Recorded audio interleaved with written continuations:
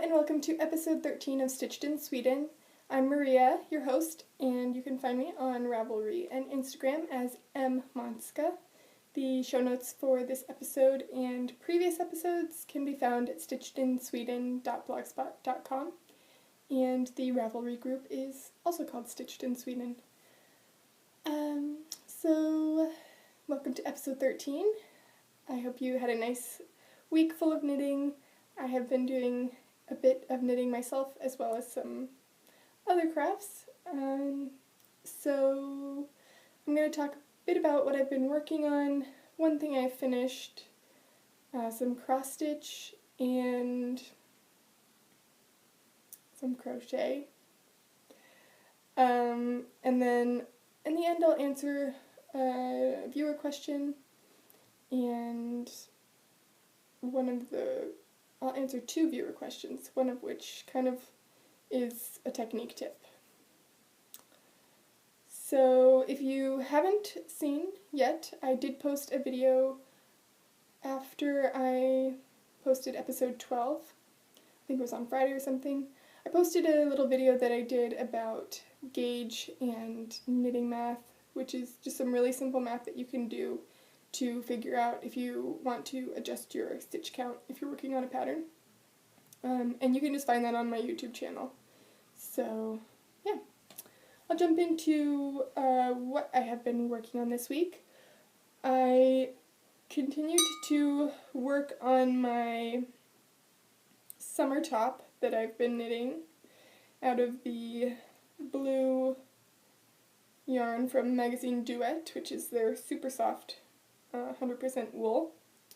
Last week I talked about how I had knit the front and that I needed to add 3 or so more repeats to the top, and I haven't done that yet, but I did unpick the bind off and put it on a holder sort of for just one of the sides. So I'll start doing that again this week, but I realized that I couldn't really work on this because the needle that I used for the sweater is on the back, which I'll show you in a second. But this is something that I do sometimes. I have the Haya Sharp interchangeable set, and I don't use the 16-inch cables for knitting, because they're so, if you have another needle on here, they're so tight with the circumference, like it's really hard for me to knit. This doesn't have a needle on it, but even if it did, it's just, you could see that it puts a lot of tension right here, and it's not fun to knit with at all. But I do occasionally use them for just holding stitches, because if you just have a small amount of stitches, it works pretty well for that. The only other time that I use the 16-inch needles is sometimes if I'm knitting something that might be easier knitted on a straight needle. I don't have any straight needles. I've never owned straight needles. So, for example, if you are knitting an applied edging, like in my most recent shawl design, which is still being test knit, you're just going across, this many stitches, and it's just enough stitches that it's too many for just having a needle by itself. Like, it's too many stitches maybe for a double pointed needle if you happen to have some double pointed needles. But it's perfect if you just attach the 16-inch cable, just so your stitches usually only go onto the cable a little bit, but you don't even really need to have anything on the end, because there's no really risk that they're going to fall off because they're so close up to this side of the needle, if that makes sense. So sometimes I use it sort of like as a needle extender, but I don't really find them to be useful for knitting in the round.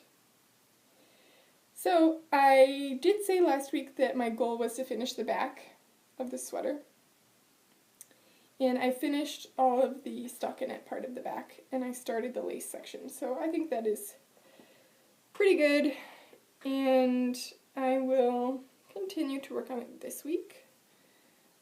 Here's the back.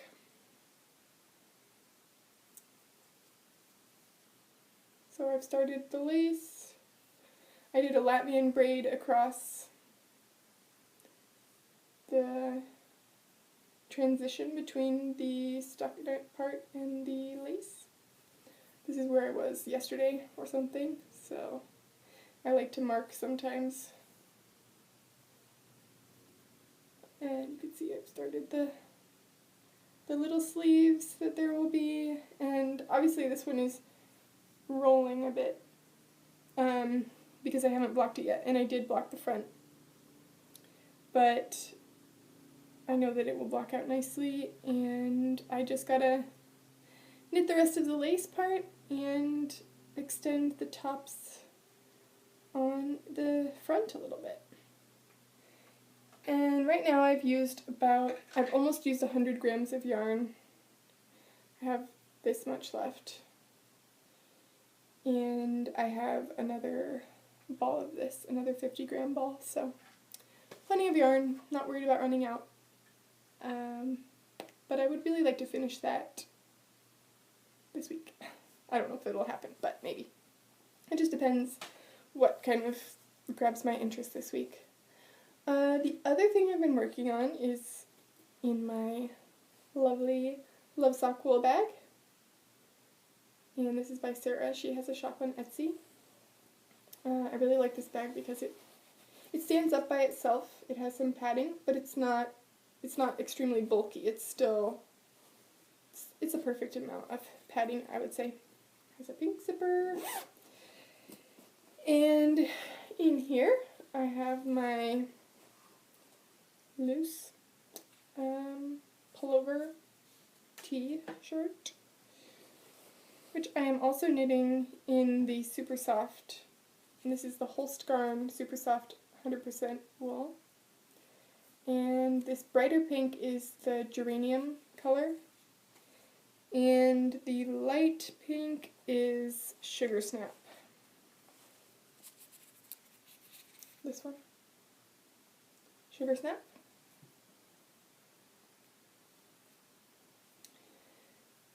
And this is how much I have knit on this.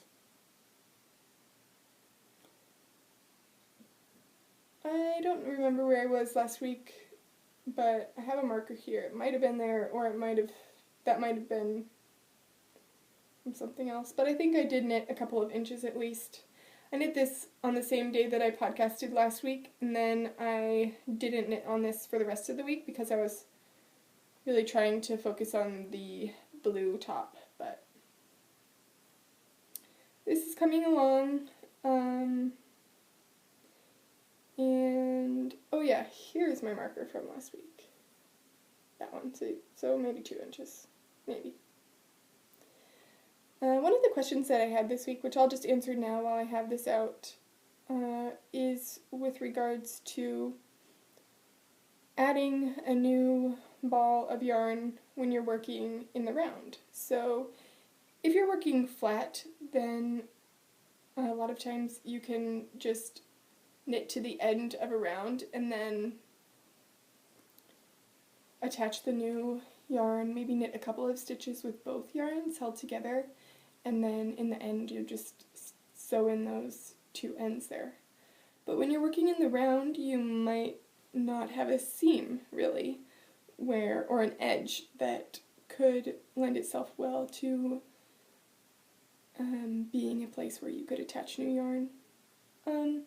In this case, the yarn I'm using is 100% wool, and it's not a superwash yarn.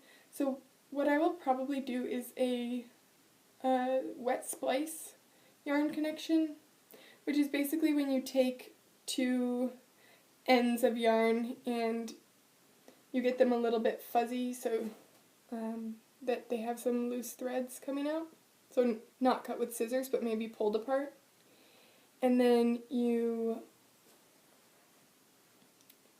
I usually make a loop, and then I make a loop with the other yarn too, that I'm going to attach it to. I don't have another end right here. But anyway, you take the other yarn that you want to attach it to, put it in there, and then you go like this together, and they felt together basically, with a little bit of spit or water. So that's what I'll probably do with this. And even when I do that, I will try to make the connection at one of the sides so that I won't have it, you know, like somewhere really obvious in the middle of the sweater where you might notice it. I will have this little seam to do at the end for the garter stitch that I worked flat, like I talked about last week. So I would probably pick somewhere like on this, even though there's not a seam here, I would still pick somewhere along one of the sides so that it would fall on the side seam where there would be a seam if there was one. And I would attach my yarn there. And I just usually knit about 3 stitches or so with the 2 yarns held together if I'm not going to do a splice and felt the 2 together. And I just hold the 2 yarns together for 3 stitches or so, and then in the end I weave in those ends, and it works pretty well. So that's what I do. So that's my second work in progress. Also this week I started a new shawl project. This is in my bento bag that I made, and this is called I thought about how I was going to say this, but now I can't remember. Nurmilintu shawl, which is by Heidi Allender, and I believe that it was originally published in Finnish. So I went on Google Translate and looked up what the Google translation of that word is from Finnish to English, and it said that it meant grass bird. So I have no idea if that's actually what it means, but it's easier to pronounce than the name. So anyway, I am knitting this shawl, which is a shawl that starts at one point and goes to the other point. So like Martina Bem's, a lot of her shawls. The Hitchhiker, for example. So it's kind of like one of these long skinny ones. So I started at this point, I cast on 5 stitches or 4 stitches or something. This is a free pattern on Ravelry that you can download. And you do some increases and decreases at certain points so that you get this kind of long wedge that's like slowly increasing. And there's going to be 3 sections of this lace, which is kind of like a triangular lace pattern, or arrows or something. And yeah, I'm really happy with how it's coming out. So I'm knitting this in the yarn that I got from Sarah last week, which is the Wollonvine yarns in her Blitz base. This is the Neptunia colorway. And for the lace section, I am using the leftover Madeline Tosh Merino Light in the Antler colorway that I had from the edging of my shawl.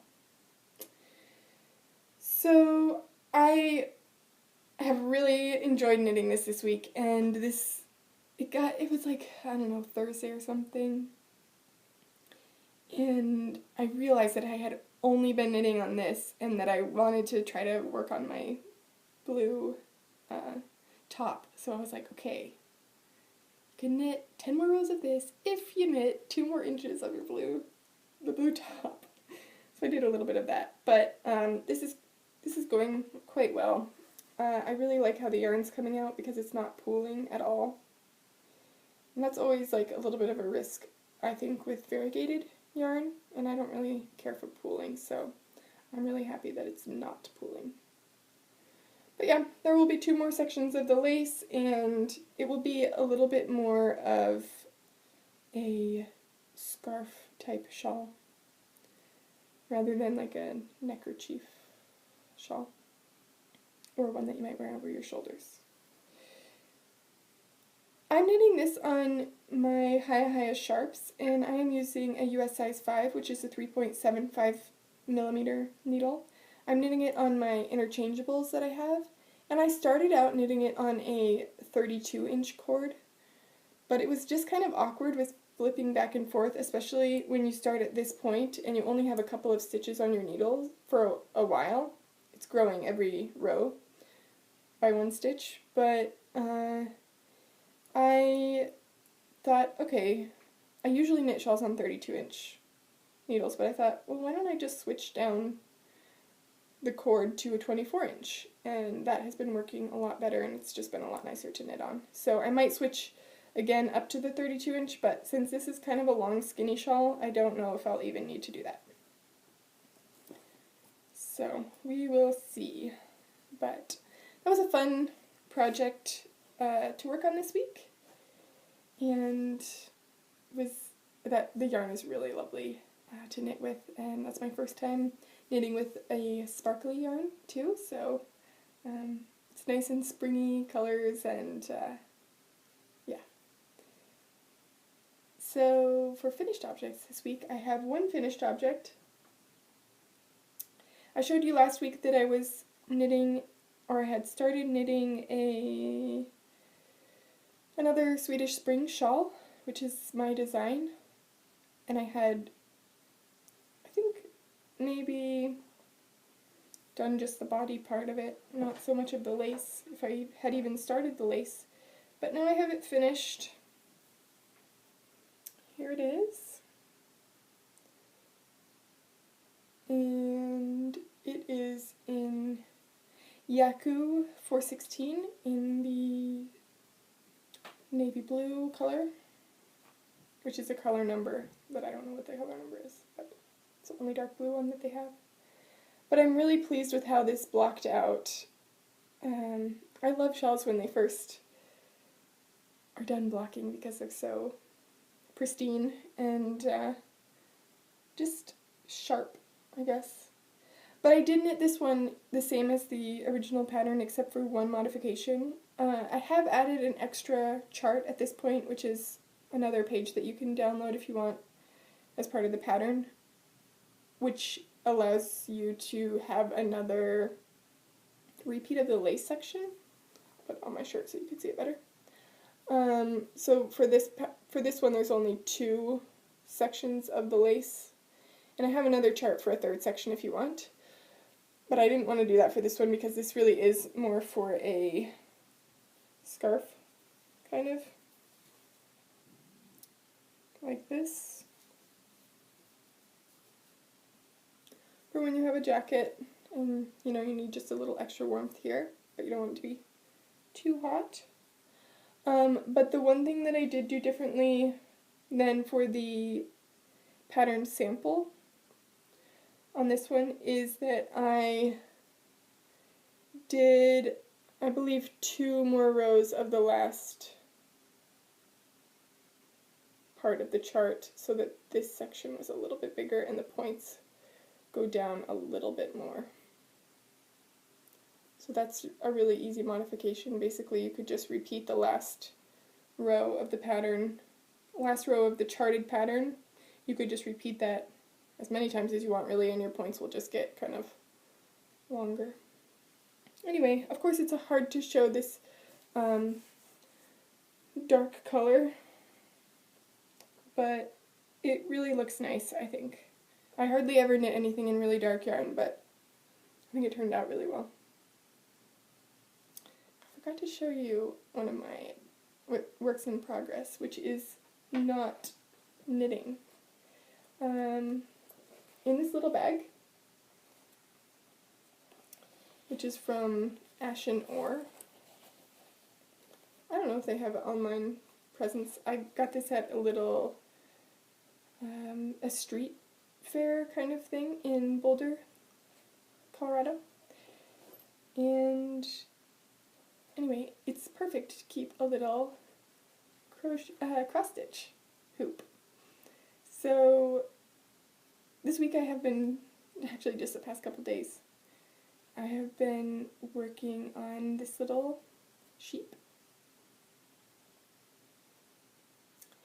And I'm just doing a little cross stitch pattern. I'm going to add some fabric to the back and then a little ribbon, and this will be a gift for someone. But first I'm going to, I don't know if you can see it, but there's a wrinkle in the fabric right here. So of course I take it out, and then just like with knitting, it's always good to wash your cross stitch, and you can wash it, lie it flat to dry, and then you could turn it upside down and iron it, and that helps the stitches kind of set and even out if you have some, just like blocking in knitting, if you have some uneven things in there.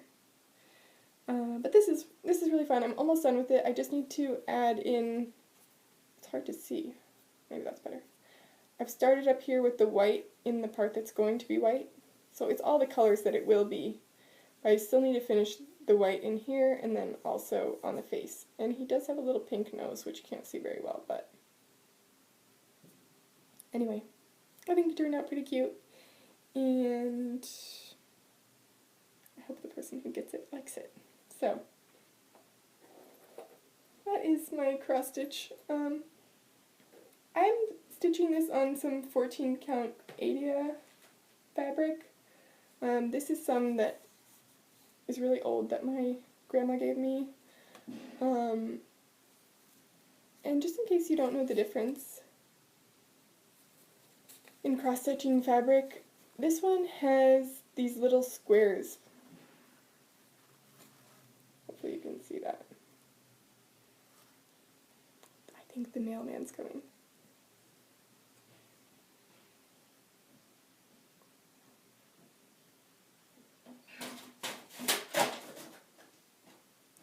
I think my yarn is here. They got a notification from the post office, so that's probably some yarn that I ordered. I might have to do an added segment at the end of this once I go pick up that yarn. Okay, I was hoping that was going to come before I started podcasting, but whatever. So back to cross stitch fabric. This is the 14 count Adia fabric. So some people stitch on this. This is kind of, it's easier to stitch on because you see there's little holes every place where you need to put your needle to make a little cross. But another kind of fabric that you can stitch on is linen fabric. And I personally like the look of that better in the finished project. But for little small things like this, I usually use the Adia count fabric. So there's also just like, you can get hand-dyed linen fabric. You can see that this is hand-dyed because it's not all one solid color, which looks really cool when you have cross-stitching over it. And it's just like, it's really nice and soft. Anyway, I have a couple of larger pieces of that fabric, which I might use for a larger cross-stitching project. For example, I think last summer I worked on this little sampler, this alphabet sampler, which is from the Frosted Pumpkin Stitchery. I think this is their sweets. I don't know what it's called, but obviously it's little desserts and the alphabet.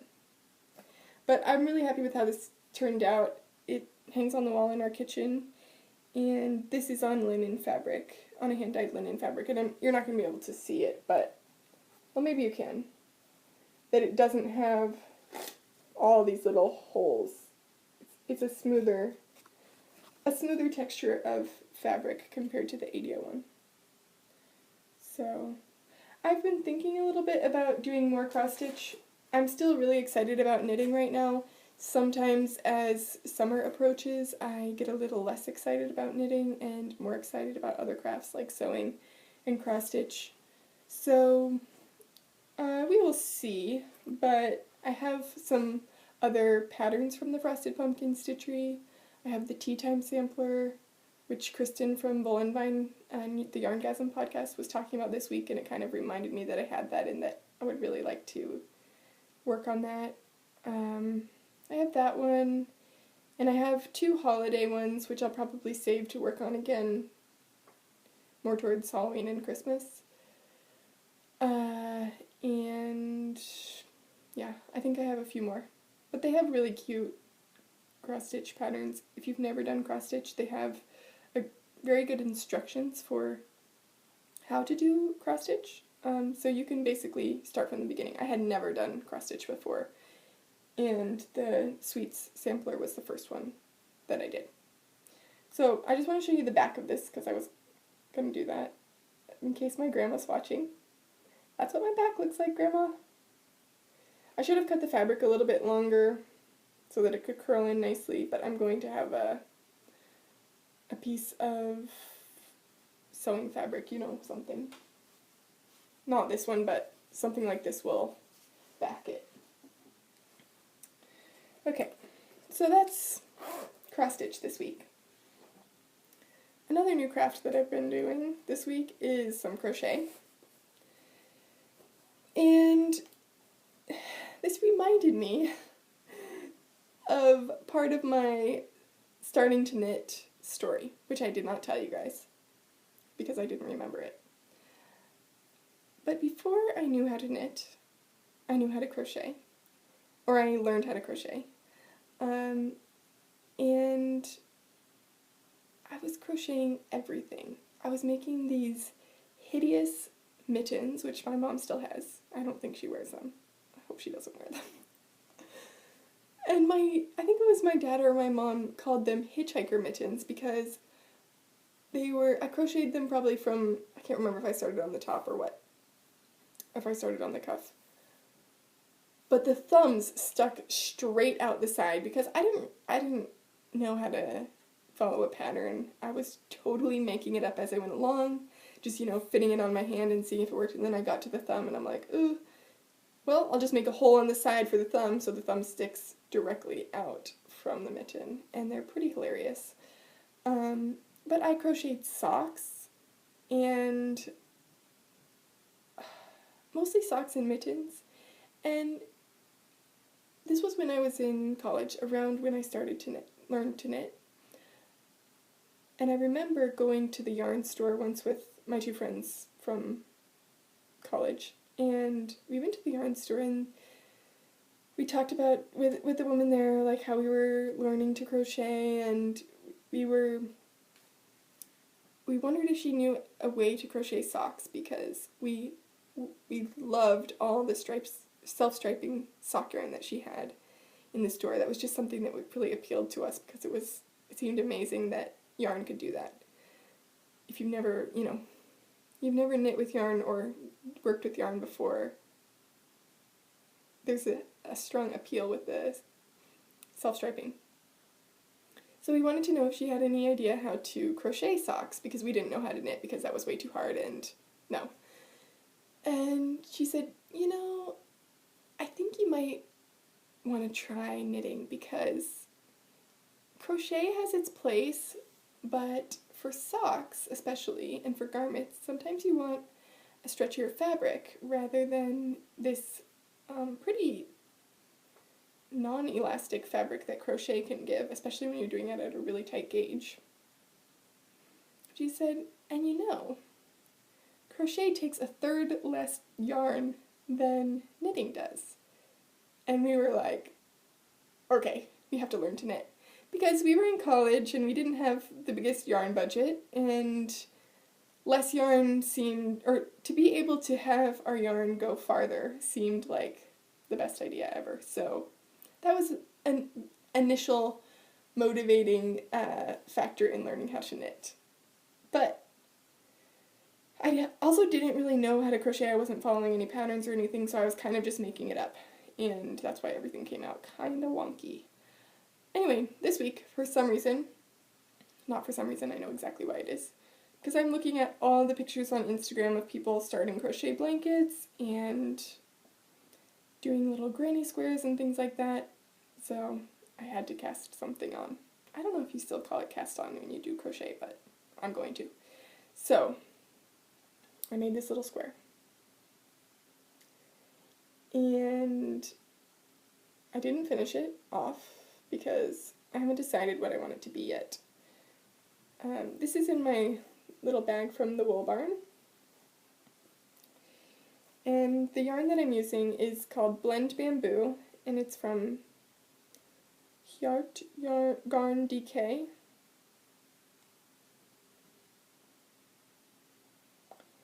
And I think that is Denmark. And this is 70% bamboo and 30% cotton. And it's a really silky, soft yarn. This is in a nice bright coral color that's kind of blowing out the camera, but that's a good representation of the color against my shirt.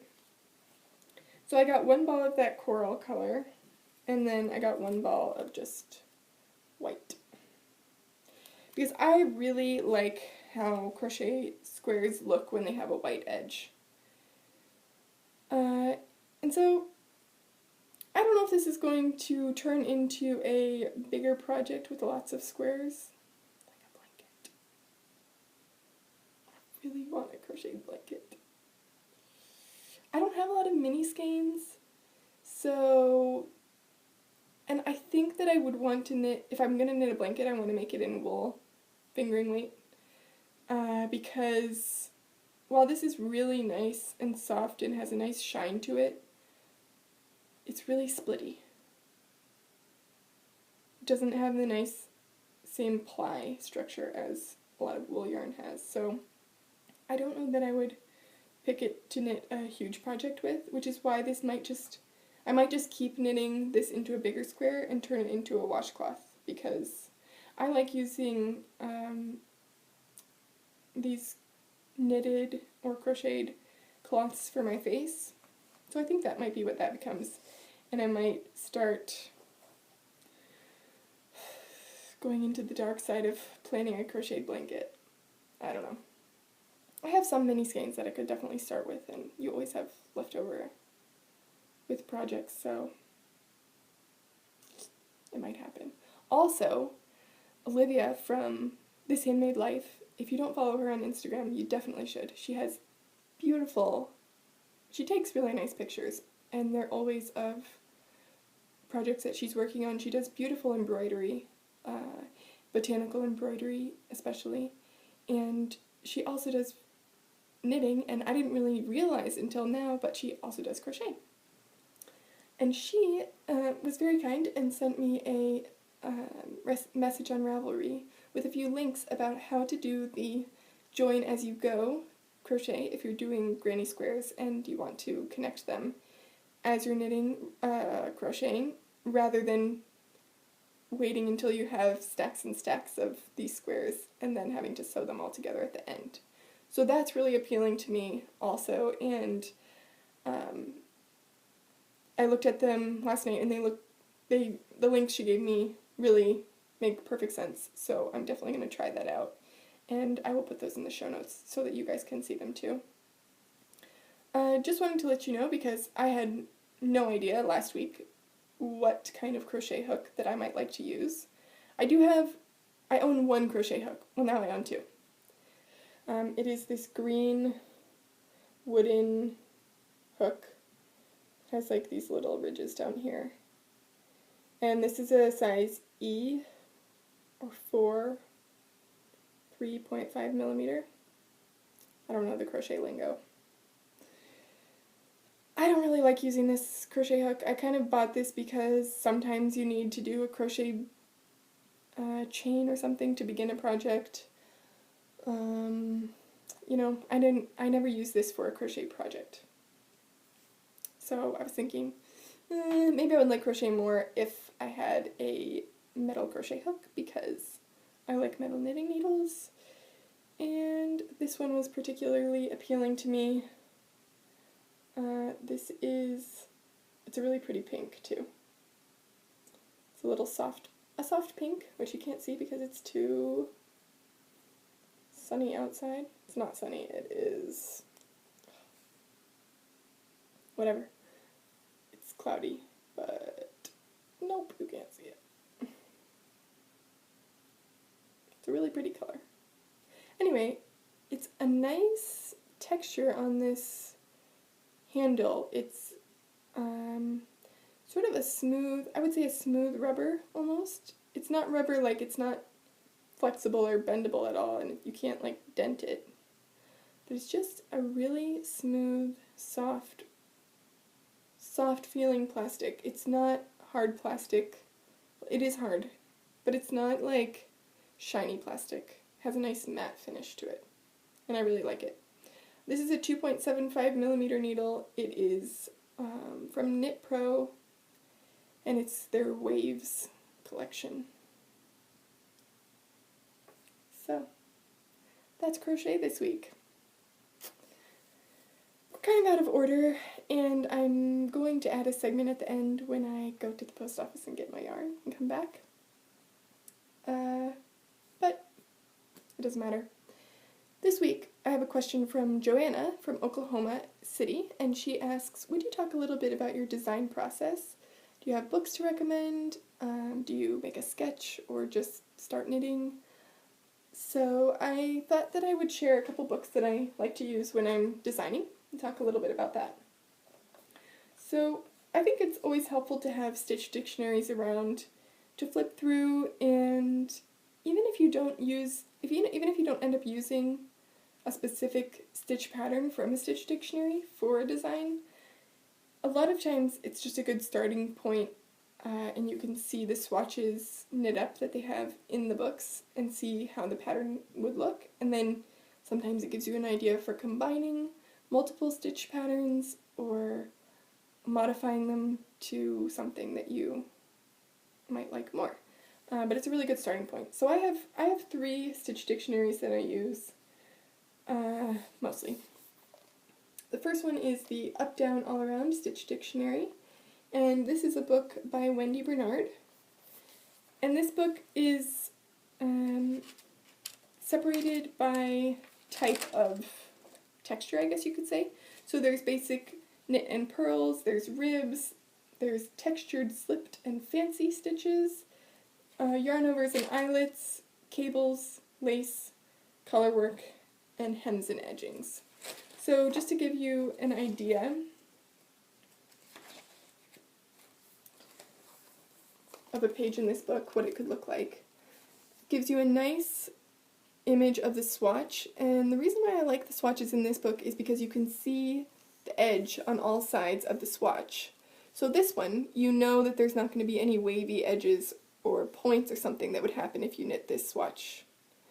Sometimes you want to have some wave or changes in the outer edge of the swatch, or whatever you're going to end up knitting out of the pattern, but sometimes you don't. So it's helpful to know from the beginning without having to knit it yourself how it's going to turn out. And then she gives you directions for how to knit it flat, how to knit it in the round, and the directions are also charted both for flat and in the round. She tells you how many stitches that you'll need. So, for example, that one is a multiple of 9 stitches plus 3, and it's an 8-row repeat. Some of them just have, more simple ones aren't charted because it wouldn't make sense to chart them. But I find this book to be a good place for really simple stitch patterns, and I enjoy looking through it just to get some inspiration. Another book that another stitch dictionary that I particularly enjoy is The Magic of Shetland Lace Knitting, which is by Elizabeth Lovick. And this book is obviously Shetland inspired. I don't like any of the patterns in this book. There's a couple patterns at the end which I just, personally, they're not my style. I wouldn't knit them. I think they're a little bit outdated. That's one, for example. I don't know. but the stitch patterns that they have in the stitch dictionaries in this book are beautiful, and I have definitely used them. I'll give you a little example here. They have a page like this where you can see a bunch of different kinds of stitches, and then they have a couple pages like that, and then they have individual pages where they're seen, where you can see them up close, and have the charts and written out instructions for, actually, not all of them. No, yeah, they have charts and written out instructions for all of them.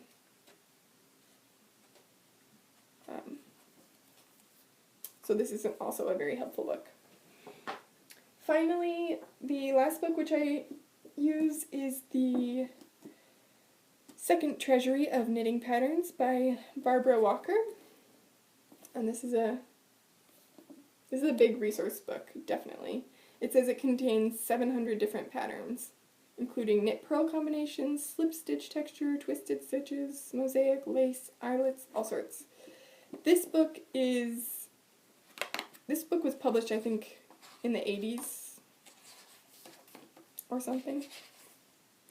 Let's see, I know it was republished. Okay, the original one was published in 1970 and the new version is 1998.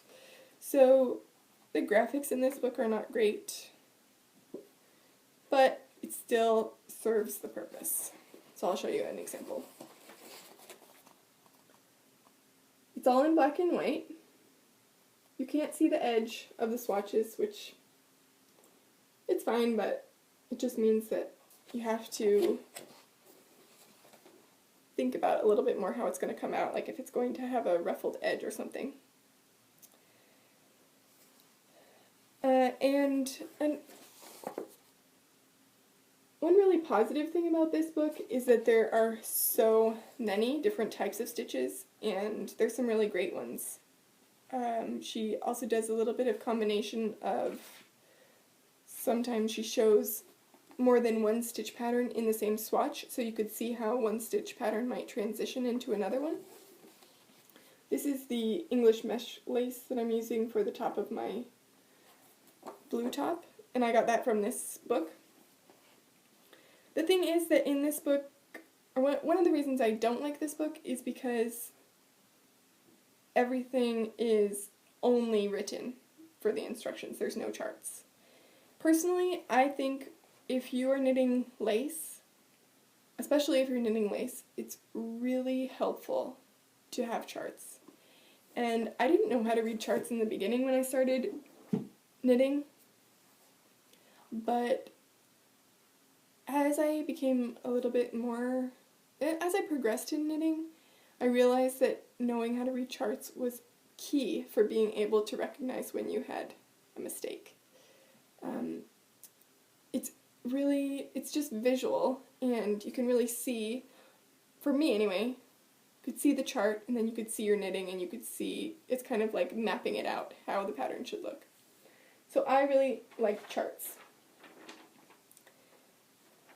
When I have something like a pattern from that Barbara Walker book that isn't charted, it's pretty easy to take a written pattern and turn it into a charted pattern. So that's usually what I do.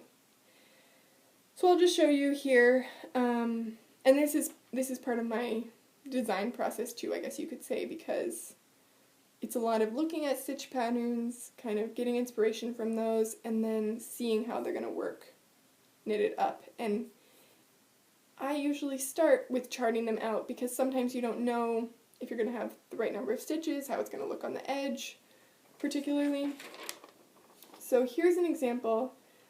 If I'm going from a written pattern to a charted pattern, what I'll do is I'll just read the written pattern, and it will say like knit 4, and I'll do knit, knit, knit, knit, and then it'll say yarn over, and then I draw a yarn over, and it'll say knit 3 together, or whatever, and then I make that symbol, and then it will say yarn over, and then it will say knit 4.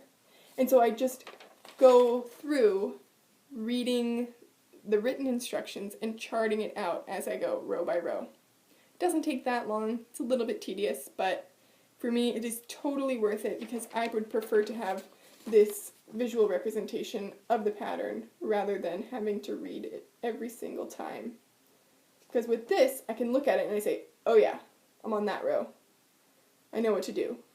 Rather than reading the instructions, which I find more difficult to do because it's way easier to lose your place.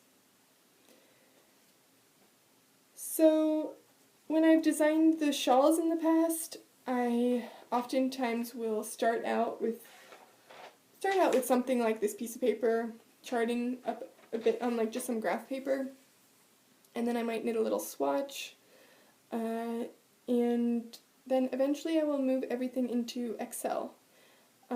I had a really hard time in the beginning when I was designing knowing how I should make a chart, because there's not a whole lot of information and people seem a little bit closed about providing that information, how they make their charts and things like that on the internet. So I have no problem sharing with you that I use Excel, and I think it is a very useful tool to, especially when you're doing knitting charts, because you can choose the width and the height that you want your boxes to be, and you can also copy and paste. So if you want to, you can just select a repeat and then paste that in other parts of your shawl so that you can, or whatever you're designing. Rather than when you have it on paper, you have to, obviously draw out each one of those individual repeats. So depending kind of what stage of the design process I'm in, I might be doing it on paper or I might be working on it in Excel. And then of course I knit a lot, see if I like how it's coming out, and if I don't, then I rip it out and try something else. Yeah. So I can talk about that a little bit more too at other points, maybe as patterns are coming out or something, but that's kind of a basic overview. Definitely where I get a lot of inspiration from is from knitting books, stitch dictionaries, like that. But yeah, I think it's time to go to the post office. So I'll be right back. Okay, so I'm back from a quick bike down to the post office. It's a bit chilly outside, so my fingers are just warming up. But I have not one, but 2 packages that I ordered last week. So I thought I'll open them now. I'll start with this package from Maya at the Wool Barn. She has these, I'm not going to show you because my address is on there, but she has these cute little pink bags that she uses. And oh, so lovely! Looks like there is some extra yarn in there. So she mentioned on her shop update this week that she was out of her little cloth bags that she sometimes puts with her orders, these ones. But I have one, so I'm happy with that. And then she looks like she packed it in a new bag, so let's see what we have. Is that the perfect color pink? Or what? This is so soft. So this is the Silk Sock in the Petal colorway. This is a superwash 4-ply sock fingering weight yarn, and it's 50% superwash merino and 50% silk, and it's 400 meters, which is 437 yards. It's a nice sheen on it, slightly tonal pink, and this is going to be something for me. A shawl, most likely. Yay! I saw her knitting the Flying North socks with that colorway. I'm pretty sure it was that colorway. And I knew that I had to have some for a shawl because I just love it. And then, let's see, I got 2 skeins of also silk sock in the metal colorway, just this one, and this is actually one that Thomas picked out. I think I talked about this last week, but I will use these, I'm pretty sure that I'm going to use these separately, even though I got 2. I'm going to use one of them for a shawl for Thomas. He picked it out. He would like a man shawl. Like, not exactly the same one as Dan Obi-Wan Knitter has, but Dan is showing the world that men can wear shawls too, so I will be knitting Thomas a shawl out of this nice metal silver, and then someone else will be getting a gift out of this, which will be the Pebble Beach shawl, I believe. So I will show you my progress with that as I go, but I will not reveal who the recipient is till it's already given away. And then let's see, she always sends a little packet of tea, which this is Nature's Finest Health and Healthier organic green tea with orange blossom. I was just thinking about orange tea today. Oh, how sweet. And she wrote a nice little note. This is her card. She's on Etsy. And she says that she's included this skein of alpaca sock to try, which is the natural undyed colorway of her superwash, this is the alpaca sock base.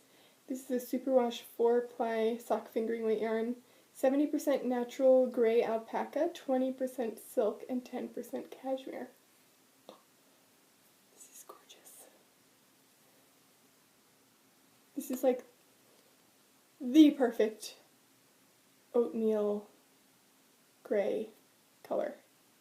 I love it. Thank you, Maya. That was so sweet. Oh, so soft. Lovely. That's all I can say. I love her yarn. She just has a really soft sense of color. I don't know if you can have a soft sense of color. The colors that she dyes are always really like gentle colors. A lot of them are pastels and lighter colors, but she does really nice grays and sort of tonal solids.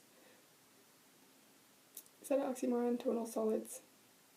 They're almost solids, but they're slightly tonal, just like these ones that I showed you, even though they may appear solid, especially on the one I'm showing you on the screen. These, maybe not this one because this is the natural color, but these dyed ones have slight variation in the color, which makes them really, it just gives them a different kind of depth when you knit with them, I think. And they're gorgeous to knit with. So you should definitely check out her shop if you haven't ever. It is thewoolbarn.etsy.com, and she writes in the little announcements section at the top of the Etsy page when her updates will be, so that you can be there when they open. And she usually updates on Sundays in the evening. In the evening in UK, and Sweden is 1 hour farther ahead than the UK. But that means that any of you who are living in the US or other parts of Europe would be awake. So you should definitely check her out. And I think she still has some very lovely colorways in her shop from her most recent update. So definitely go over there and check those out. Alright, and then I did place an order last week with Love Knitting, which is a UK-based yarn shop. This also came in a pink bag. That's cute.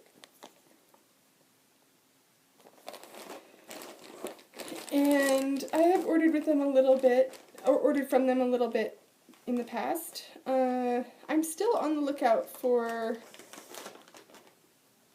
EU, UK based yarn shops. I was looking online for the Arnie and Carlos Regia design line in the Fall Night colorway, which I think is sold out. I haven't been able to find it anywhere within Europe that isn't sold out, and I'm a little late to that game, I guess you could say. But the reason why I just am now obsessed with it, that the fall, I think it's Fall Night, is that I was browsing through Instagram, as you do, and I saw this picture from Snippets and Stash. She has really nice pictures on her Instagram, and if I find particularly inspiring photos on people's Instagram, sometimes I do a screenshot and save them in a folder in my photos on my phone. So here is her version of those socks, and I love the white cream that she used for the heels and toes. My hand is shaking because I'm biking. You can definitely see those though, and I just think they look really cool. But I haven't been able to find that yarn or that colorway anywhere. And I found it one place that it wouldn't ship till May, and it was 18 euros to ship. So that was a no. So if anybody knows somewhere within Europe where I could order that, I would be interested to know. Anyway, so I placed an order with Love Knitting 2 weeks ago, I think. This comes in a nice bag too, and you can see what's in there. And these are also for 2 gifts. So I'll show you my progress, but I won't tell you what, I'll tell you what they are, I'll show you my progress, but I won't tell you who they're for. So let's see. This is Fiber Space in their Scrumptious Lace, which is a 45% silk, 55% merino, and the color is Eau de Nil, which means, I think, water of Nil? No, it's French. And this is a lace weight. It is 100 grams. It's 1,000 meters, which is 1,093 yards. And it is a lovely sort of, I would say, beigey gray, light gray. It will also be a shawl. And I will tell you more about it when I start knitting it. Last but not least is from the West Yorkshire Spinners. This is their signature 4-ply, and it's 75% wool, 25% nylon, and 35% of the wool is BFL, Blue Flace Luster. This is color number, doesn't say.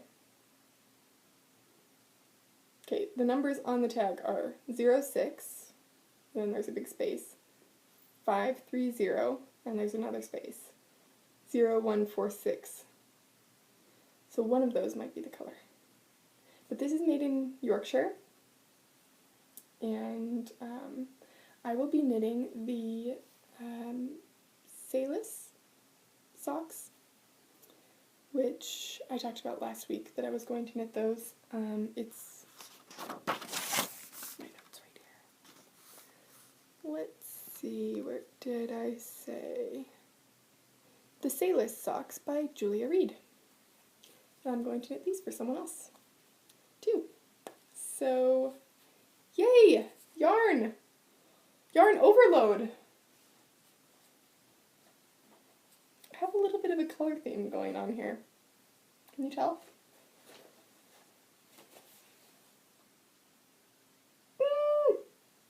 So excited. So there will likely be some new projects cast on for next week, and I am looking forward to that. I will probably show you guys some progress pictures on Instagram, and yeah, so have a great week. I hope you have a lot of time for knitting and other crafts, and be sure to check in on the Ravelry board if you would like to leave a question, if you have any comments about this week's episode or about the gauge episode that I did last week as a bonus episode. So I'll see you again next week, and until then, happy knitting. Bye!